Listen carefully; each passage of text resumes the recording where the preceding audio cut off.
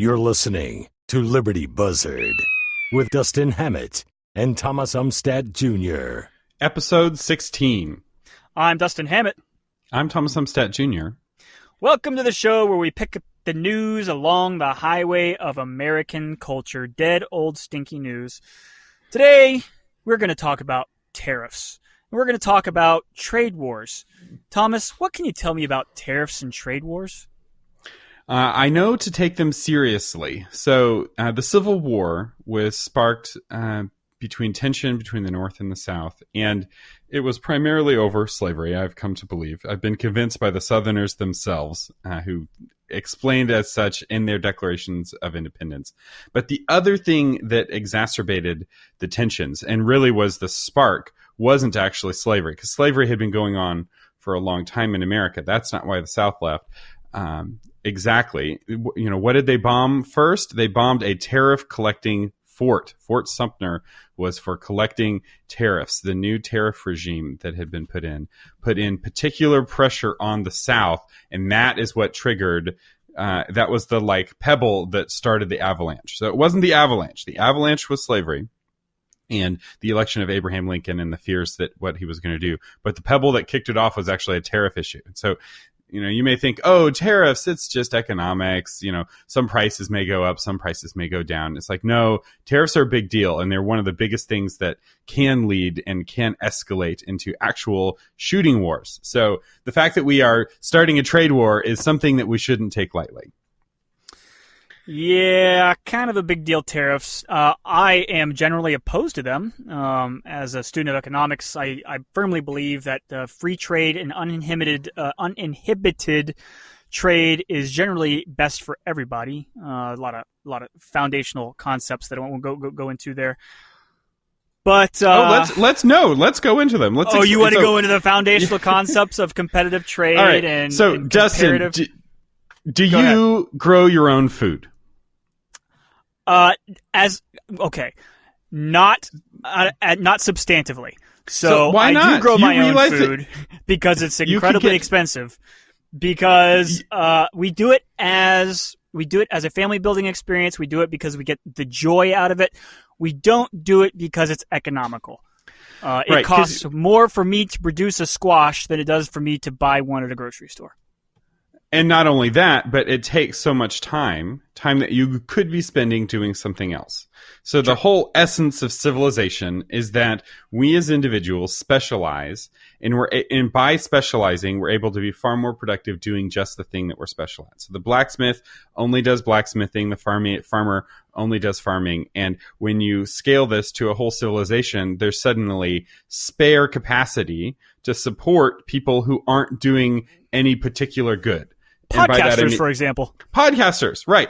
You know, when they were evacuating the city of all non-essential personnel, podcasters are the first to go, right? We are the least essential personnel, right? Your artists, your musicians. When you have a society struggling, you don't have people who have the luxury of being musicians. Everyone has to be a part of the food production, food protection process. And I know that's hard for us to imagine right now because we, by specializing, have gotten to the point where only 2% of the population have anything to do with the food production process. So 98% of us are able to be something that's like artists, you know, in the medieval mind. Well, what works for the individual also works for the nation. So when a country gets really good at doing a thing and it specializes in that thing, it allows other countries to specialize in the things that they do well. And you know what? Not every country is good at doing everything. I know that may offend some Americans that we have to be the best at everything, but you know what? We're really terrible at soccer. We don't do soccer very well. We export most of our soccer. Yeah. And that's okay, you know, because we import it. I'm sorry, we import most of our soccer. I got that one backwards. And that's okay.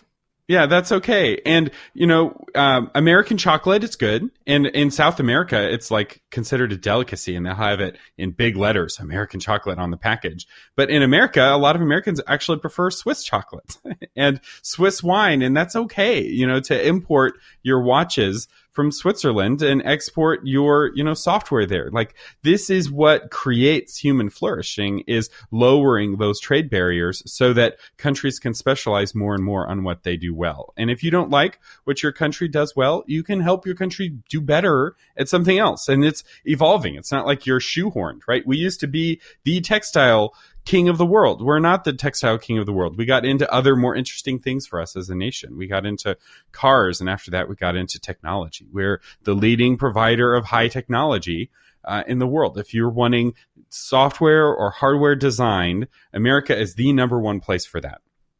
We're also the number one place for entertainment. The entire world buys its entertainment from America when they're not busy pirating it. So much easier to pirate it. Oh, so much easier. So that's Economics in One Lesson, International Economics in One Lesson by Thomas Umstattd Jr. I always recommend, Thomas, that people who are not economic freaks like you and I, they go to Economics in One Lesson by Hazlitt. It's an older book. It probably could use some updating. It's an older book, but the principles there are sound. It's completely readable, and it does a great job of making a case for capitalism and free trade, and it derives the stuff from Adam Smith and Keynes and all those greats back in our past. And I will say that we introduced the concept and the technical term, the economic technical term for all of what Thomas just said, is called comparative advantage. So one country, so the United States of America might be really good at making guns and butter. However, if it focuses all of its resources in making the one that it's better at and allows some other country to make something else, so for example, we're really good at making guns. I like that case, by the way, because we are. And we allow, say, Mexico to make butter, we're still better off, even though we can make guns and butter than Mexico, based on the free trade principles and the math and the formulas and stuff like that. So it's always better to specialize in one thing and do that one thing really, really well, and then allow somebody else to do specialize in one thing and do it really, really well, or marginally less well than you, and then trade with them. Just that's the rule of specialization, all the way from Adam Smith. That's right. Now, some people are very afraid. They're like, oh, well, the fact that we have a trade imbalance, which you're almost always going to have trade imbalances. It's almost impossible to have a trade balance, especially with all countries. I don't know if that's ever doable. But it's like me eating a balanced diet. Ha! Yeah. So you're like, oh, we have a trade imbalance with China that gives them control over us. And I would like to just give you some facts to help put you at ease with regard to that. So while, yes, we do import more from China than we export in terms of dollars, we don't do that in terms of calories. So one thing that's important to understand is, what does America do better than every other country? I mentioned a couple of items before, but our big export, our primary export to the entire world is agricultural products. We have the most fertile fields and the most educated farmers. So in most of the world, or in a lot of the world, farmers are not particularly educated. They're often very poor, and they don't know how to get the most utility out of an acre of land. And farmers in the United States go to universities like Texas A&M, or as I like to call it, University of Texas at A&M. And we're gonna learn that part out. They learn how to, maximize. I mean, you go to 4 years of school on farming, you're going to be a really good farmer. And not only that, but these universities are doing experiments and studies. My mom went to school at the University of Illinois, and they have the oldest experimental cornfield in the Western Hemisphere. And this cornfield has been running for decades, maybe over 100 years, and they're constantly doing experiments on how to make corn more productive. And that gives us a huge comparative advantage over China. So China imports food from us, Europe imports food from us, and they can't just turn that off. And it's very interesting, because even when we get into trade wars with countries, we often don't keep them from being able to import our agriculture. And part of this is because the lobby of the farmers is so strong. There's really no way to win on that. And two, like the country really needs it. So like Cuba, we had an embargo on them, except we didn't for food. Even during the height of, George W. Bush as president, we're still trading billions of dollars of food to Cuba. Like, communist countries are terrible at feeding themselves historically. Like, that is just a problem communist countries have had. It's a problem we had when we experimented with communism in the United States. Before we were the United States, the Pilgrims had a proto version of communism, and they were starving. Then they switched to capitalism, and they stopped starving the very next year. Like, communism is just really... Yeah, it's just really bad for farmers, which is really ironic because they have the sickle in their flag, and that is like what they sabotage. And this is like a truism. 100 years, you look at communist country after communist country, and you see lots of starving people. And we have kept those people alive by selling them cheap grain from Kansas, because Kansas farmers are really good at their jobs. So I want to make a couple points that are very important points that you just hit on, Thomas. One is that you said that communists, Marxists, socialists, whatever you want to call them, are bad at farming. And the hammer and the sickle, the hammer and the sickle being the tool back in the early part of the century, in the 19th century, that was used to harvest grains instead of the big tractors that we have today. The hammer and the sickle was developed in order to co-opt the peasantry into the Bolshevik Revolution, because the quote-unquote proletariat, which is supposed to be made up of factory workers, there just weren't many proletariat in Russia. It was almost entirely peasants. So these intellectual proletariat knew in order to co-opt the peasants, they had to, bring them into the fold. Hey, yeah, you're one of us, even though you're farmers, not really one of us, but you're one of us because you're poor too. So that's how they brought them in. That's how they seduced them. And then promptly after seducing them, and you had the dictatorship of the proletariat, they almost immediately went to starving them to death. So 1932, 1933, in Ukraine, Joseph Stalin actually used starvation as a tool for subjugating Ukrainian farmers. And you think the Holocaust is tragic? This is just as tragic, if not more.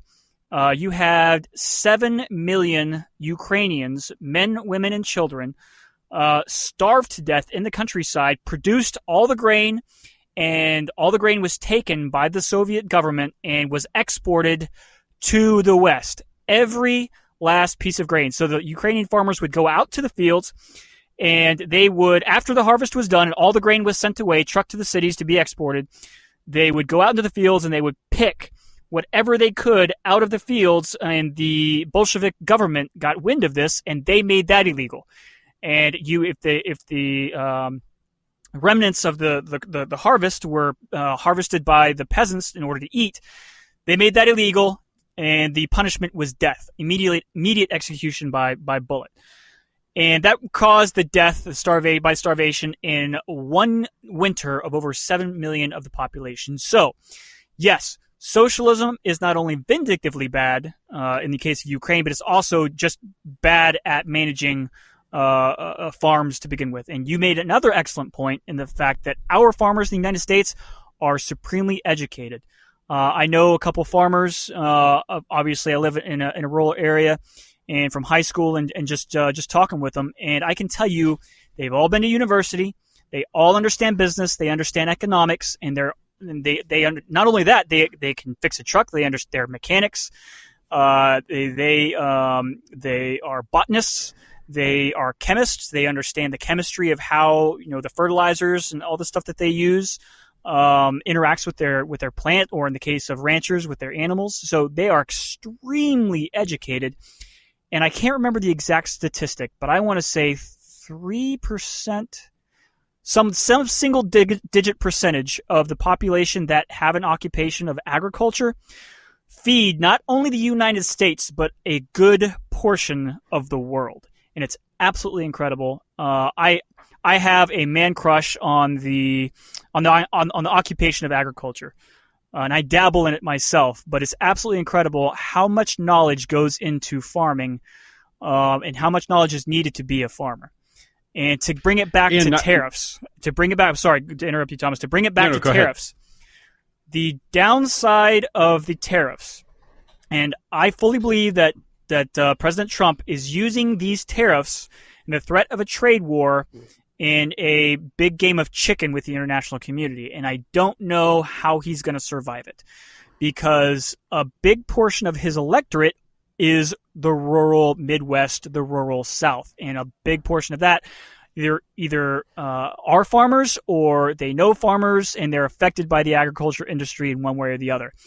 And they are going to be the ones that suffer the most. For example, I read a story just yesterday about Mexico's retaliation of tariffs against our dairy industry, especially the cheese industry in Wisconsin, and they are already suffering a big drop, not only in profits, but in orders and in future orders, and you never know if you can get that business back once it's gone. So my wife was just reading on Twitter that our stocks of cheese are higher than they've ever been before. Like we have, I think 4 pounds of cheese in storage in the United States right now for every man, woman, and child in the United States. So we're talking about billions of pounds of cheese just in storage because it's not able to sell and because we're producing more. It's not just because demand is down and domestic demand is down, but it's also because we're getting more efficient at making cheese because it's not just the education. It's also, oh, by the way,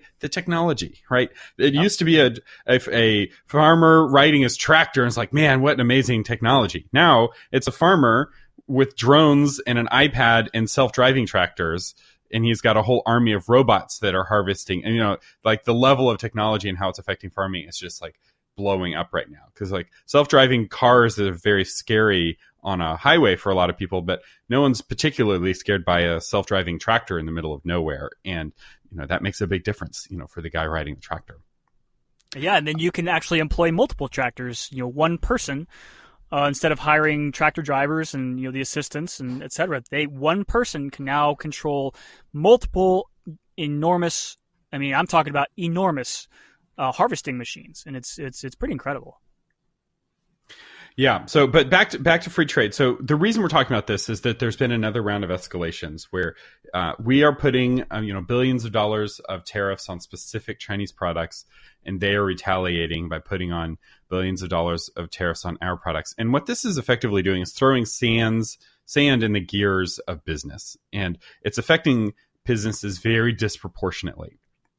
So if you are a company that relies on aluminum, I was reading Reddit, and there was a thread of how have you personally been affected by the tariffs? And it was people in the industries that are affected. And one of them was a microbrewery, and they brewed beer, and they were about to buy a $200,000 machine that was going to make their brewery more efficient, more effective, so they could produce more beer.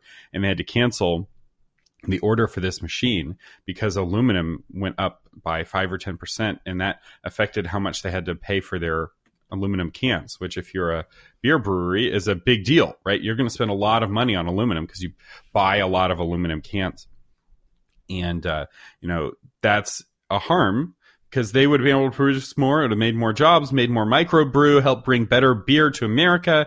And now that's not happening. And you're seeing that in all kinds of different industries because what we're buying, at least with the steel and aluminum tariffs, which is, I think, 2 or 3 battles ago in terms of the trade war, those are constituent parts. The only reason we would buy steel and aluminum, people don't put blocks of steel in their house, right? You use steel to make something else that's more valuable. So who's going to get hurt by buying cheap steel and aluminum? It's manufacturing. The very thing that Trump is claiming to try to save is actually getting hurt. And I say this every time we talk about free trade, and I want to say it again now. No one agrees with Trump who will ever be the next president. There's no other Republicans who think that this is a good idea that are presidential contenders that I know of. And there's no Democrats who think that this is a good idea that are presidential contenders. So this trade war will only last for Trump's lifetime, and by lifetime, I mean his life in office. Yeah, his presidency. Yeah.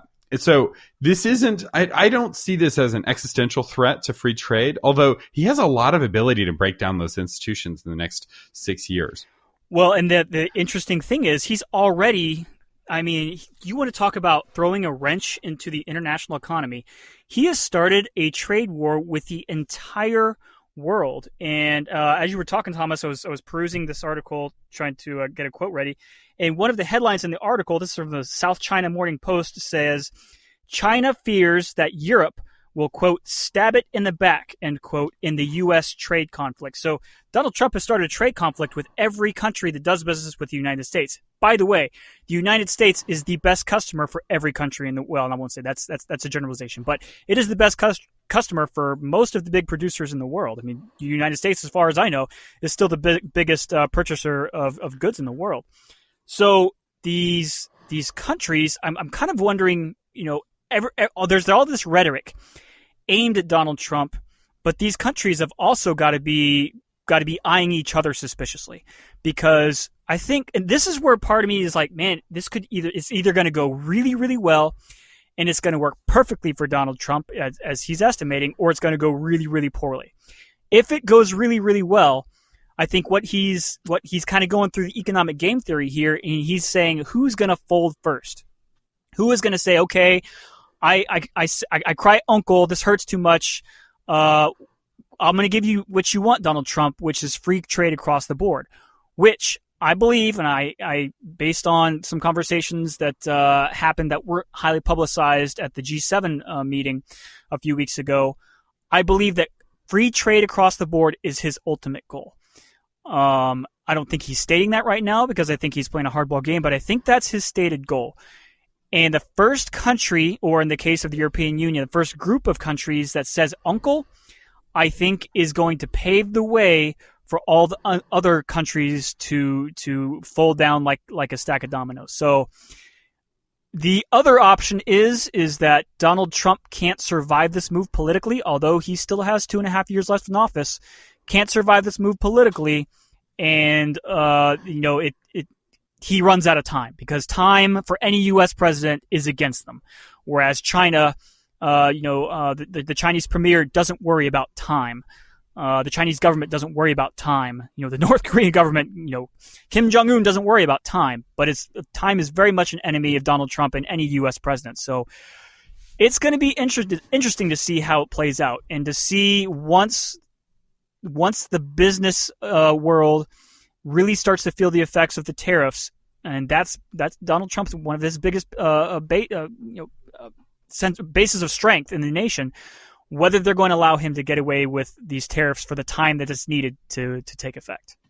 And you may be like, but I thought we already had free trade. We have a North American free trade agreement. And while it's called the free trade agreement, it's not true free trade. True free trade is what we have between Texas and Oklahoma, where when you cross into Oklahoma to sell your products, there are no tariffs on any products whatsoever. And we don't have that with any other country that I know of. We have that on certain products. So when you sell Ecuadorian roses in the United States, there are no tariffs at all. Because we want to encourage Ecuador to grow roses rather than cocaine. They grow in the same fields in the mountains. And so we were like, you know what? We're going to make it as easy for you as possible to sell your roses here. But in general, we don't have true free trade. And if we had, across the board free trade, that would be amazing. I don't know if that's what Trump really wants based off of his rhetoric for the last 20 years. So when he was on Oprah in 1991, he was railing against China, and he wasn't advocating for free trade. He was advocating for protectionism. And I will say, free trade in the short term does create losers. If you are in an industry in the United States where you're competing against a foreign country that has a competitive advantage over you and you're losing, that is really awful. And that's no fun. And losing your job is no fun. While it may be good in the long run for the country, that doesn't make it any better for you and your family now that you're out of work. And I think that pain that some Americans are feeling is a very real pain. And it's very easy for economists to be like, well, in the long run, it's better for everyone, right? It's a good thing that the loom put all of the, people who spun cotton or wool by hand out of business, because now, clothes are so much cheaper. It's like, yes, that's true. Now that they're all dead, we're definitely benefited off, right? That was 200 years ago. But that didn't mean that it wasn't really painful for them. And it didn't disrupt families and force people to move. And I don't know what the good solution is for helping people who are displaced, right? Because it is good for the whole that we move to a more efficient economy. A more efficient economy creates more wealth for everyone. We are all better off now than we were 200 years ago. There are fewer people dying of starvation in the United States than 200 years ago, and we have better nutrition, we live longer, all of those benefits. But when the costs are focused on a handful of people, it's very easy for those handful of people to say, hey, look at us, we're hurting. And this didn't just happen with Trump, it also happened with Obama. So Obama, one of his big things that he broke with free trade was over tires. So tire workers, there's like 600 in a factory, and they were losing their jobs because China was able to make tires cheaper. And Obama swooped in and put in some big tariffs and saved those 600 people's jobs. And it cost America $1 billion extra in tire costs. So you'll notice tires are now super more expensive, and poor people are renting tires now instead of buying them and having their tires repossessed on their cars. And it's actually, the cost of helping those 600 people was way out of proportion. You divide 600 people by $1 billion, you're talking about like $1 million plus per person per job. That's not an efficient way of saving jobs. We could have spent that money in much better ways in the economy. And so I don't know exactly what the solution is. I don't want to propose some sort of like socialistic, you get some sort of severance or something from the government. But I do think it's something that we should explore, or at least talk about, because if you have too many of these people pile up, they become a political voice against the free trade system as a whole. And I think that is a really harmful, scary thing. You're absolutely right. There's a couple great quotes by Alfred Maynard Keynes, great economist from the early part of the century. In the long run, we're all dead, right? And so, the long run. I'm not a fan of Keynes, by the way. I think that guy was far too focused on the short term. He's like a drunken, binging party boy who's like, who cares about tomorrow? Just enjoy today. Carpe diem. Most of your purists, your free trade purists, your capitalist purists are not going to be a fan of Keynes, because he was a proponent of government intervention to manipulate the economy to achieve certain ends. And that's, the big result of all of our New Deal programs back in the 30s, that was inspired by Keynes. And so people call it socialism. It's not really socialism, because socialism in economic theory, whereas the state owns the means of production. The state never owned the means of production. Keynes's idea was to goose production and to goose the economy by using the state's power to tax more and to try to manipulate those revenues to goose the part of the economy. Now, we can definitely argue back and forth of whether the government is any good at using its funds to actually goose the economy. Generally, I'd say it's pretty terrible. But I think there's an argument to be made where to say, it's okay to focus your funds in a specific area. I think it's generally a bad idea, but in certain circumstances, I think it's okay. Anyway, I think we're getting away from the main topic of, the long run, we're all dead, right? But I think, the reason that Keynes said that is to address the same problem, Thomas, that you stated is, in the grand scheme of things, yes, competitive advantage is good. In the economic theory, this is all good. The problem is when the rubber meets the road of, the individual is hurting, how do we solve that problem? Because as a nation, we are a nation of individuals, and the United States is a political system, believes in the individual above all others. Or excuse me, not above all others, the individual above the state. The individual first, and the state comes second to serve the individual, right? Whereas in, say, China now, which really it's not even a communist system anymore. It's a weird combination of state-run. It's almost fascist in a way, because now it's state-run capitalism. It's been an interesting transition, but their culture is this comes from the very earliest part of Chinese culture is the group comes before the individual. So you have this dichotomy in the way people think. Well, in the United States, just like you said, when the individual starts getting hurt and that starts going on the news, that's when people start caring. And, is there a great solution? Was the solution to protect 600 jobs to make, everybody else poorer? I don't think that's a great solution. But maybe to bring it back to present day, in an environment where, we have reached full employment to the point where there's actually there's a labor shortage out there. Maybe now, and maybe he's taking this into effect, maybe it's a coincidence, maybe now is the best time to have some sort of trade war where, there's such a labor shortage anyway that there's going to be more labor mobility. Now, that's the economic theory, kind of a perverted in a perverted sense, but because labor is really not mobile anyway, even though that there's a shortage, and the economics theory would say that wages would rise in a period of labor shortage, but they aren't really rising substantially either. So maybe it's just taking more time. I don't know. I guess the point I'm trying to get to, Thomas, is you're right. There really is no good solution, but I think a bad solution is a bad solution is to have a long-term trade war. If it is a tool whose ultimate objective is absolute free trade, I'm a fan. I'm a fan of using that as a negotiating tactic. But I think in the long run, the trade war that's being pushed forth right now through the institution of tariffs is a really bad idea. And I think it ultimately could lead actually to physical hostility if it goes too far. And I think that's probably the most dangerous part of it. I will say in some ways we are well positioned in the sense that we have a lot of freedoms in America that we take for granted that allow us to handle economic shifts better than most. So let's compare the United States with the European Union. If you are, let's say, a factory worker in Michigan, and you're a part of a union, you've got a great paying job, and your union demands so much money it put your car company out of business or forced them to move, and you've got to get a new job somewhere else, and you have to leave Michigan. You can leave Michigan without asking anyone's permission.